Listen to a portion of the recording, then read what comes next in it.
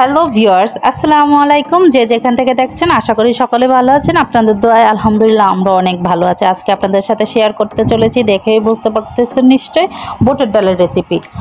তো বুটের ডালের রেসিপি করার জন্য আমি এখানে পরিমাণ মতো বুটের ডাল নিয়েছি। এখন ভালোভাবে বুটের ডালগুলো ধুয়ে আমি সেদ্ধ করার জন্য বসিয়ে দিয়েছি। আর চেষ্টা করবেন একেবারেই পানিটা দেওয়ার জন্য, নেক্সট টাইম যেন পানি অ্যাড না করতে হয়, ওই পরিমাণ মতো পানি দিবেন। এখন আমি নিয়ে নিব বুটের ডালের সাথে কুমড়ো পাতা। তো কুমড়োর শাক নিয়েছি এখানে। আমি বুটের ডাল আর কুমড়োর শাক একসাথে রান্না করব শুটকি দিয়ে, তাই আমি কুমড়ো শাক নিয়েছি, খুব সুন্দর করে কেটে নিয়েছি।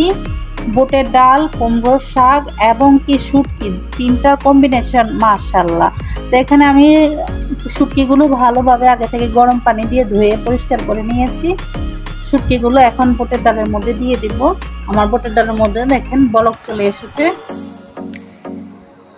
একে একে মশলাগুলো এখন অ্যাড করে দেব। আমি দিয়ে দিচ্ছি 1 চা চামচ হলুদ গুঁড়ো এবং দিয়ে দিব 1 চা চামচ মরিচ গুঁড়ো। যে যেমন ঝাল খান পছন্দ করেন ওরকম ঝাল দিবেন। আর দিয়ে দিচ্ছি স্বাদ মতো লবণ।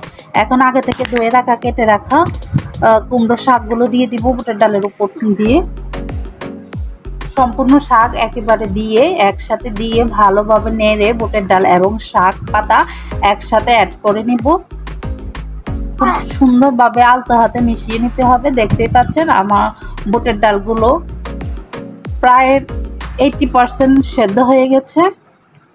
তো এভাবে 10 মিনিট রান্না করে নিব ডেকে। দেখতে পাচ্ছেন আবারও 10 মিনিটের জন্য আমি ডেকে নিব। ডেকে আবার 10 মিনিট পর চলে আসলাম। আমার রান্না প্রায় শেষ। তো আশা করি সবাই আমার দেখানো প্রসেসে রান্না করবেন। শুটকি রান্না খুবই ইজি এবং অসাধারণ মজাদার একটা রেসিপি, কুমড়ো পাতা এবং বুটের ডালের শুটকি দিয়ে রেসিপিটা। তো আমার রেসিপিটা রান্না শেষ। আশা করি সকলেরই ভালো লাগছে।